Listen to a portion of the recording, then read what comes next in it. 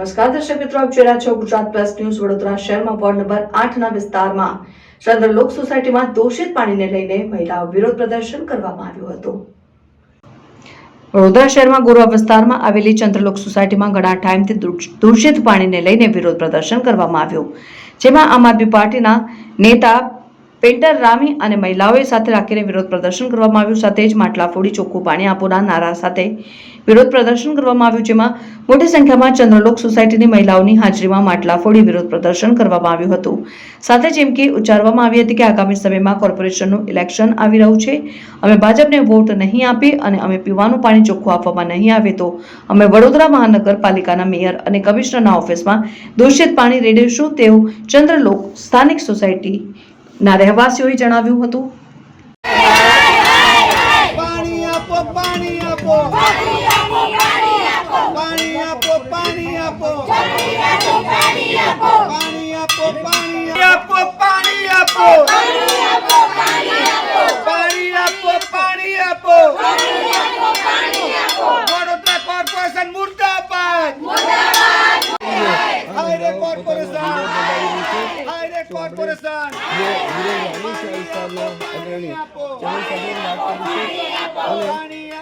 प्रतिक्रिया लईशुं। एक बाजू काळझाळ गरमी है, लोकोने स्वाभाविक है कि उनाळानी अंदर पानी की जरूरियात पड़ती होय। 15 दिवसथी तमे जुओ कि आ विस्तारनी अंदर गंदू पाणी आव्युं छे, पीवालायक पाणी नथी। वारंवार चूंटायेला प्रतिनिधिओने धारासभ्यश्रीने रजूआत करी छे, तेम छतां पण नथी। धारासभ्य आंखे पट्टी बांधी दीधी एटले आ लोकोए आजे काळी पट्टी हाथे पाडी अने विरोध प्रदर्शन कर्यो छे कि आ जनताए एमने जीतीने मोकल्या छे, पण एटलुं याद राखजो भाई, आ जनता तमने घरे पण बेसाडी देशे। आगामी समय में इलेक्शन આવી રહ્યું છે, એની પર ફરક પડશે। स्वाभाविक है कि इलेक्शन ની અંદર આ जनता જેમણે ખોબે ખોબા ભરી મત આપ્યા છે એ जनता આજે એમને ઘરે બેસાડશે। સિંગલભાઈ વારંવાર વોર્ડ નંબર આવી રીતે વિરોધ કરવામાં આવે ગોરવામાં કોઈ જાતનો વિકાસ જ નથી, એના કારણે તમે જુઓ કે ગોરવાને આ લોકોએ બહુ જ ગંદુ ગોબરું ગોરવા કરી દીધું છે। છેલ્લા 27 વર્ષથી તમને ચૂંટાઈને મોકલ્યા છે। અહીંયા 30 વર્ષથી તમારી સરકાર છે, ભાજપના ધારાસભ્ય છે, ભાજપના સાંસદ છે, ભાજપના કોર્પોરેટરો છે, પણ આ વિસ્તારની અંદર એક ચોખ્ખું પીવાનું પાણી નથી મળતું, ત્યારે દુઃખ સાથે અમારે વિરોધ પ્રદર્શન કરવાનો વારો આવ્યો છે। ચોખ્ખું પાણીની સમસ્યાને હલ નહીં થાય, આગામી દિવસોમાં આ જ જનતા મેયર અને ધારાસભ્યશ્રીના ઘર પાસે બેસી વિરોધ કરશે। હું ચંદ્રલોકમાં 905માં રહું છું। મારા ઘરે એક પ્રસંગ હતો, મારી છોકરાની વહુનો ગોદભરીનો પ્રસંગ હતો, એટલે મેં 180 માણસને બોલાયા હતા।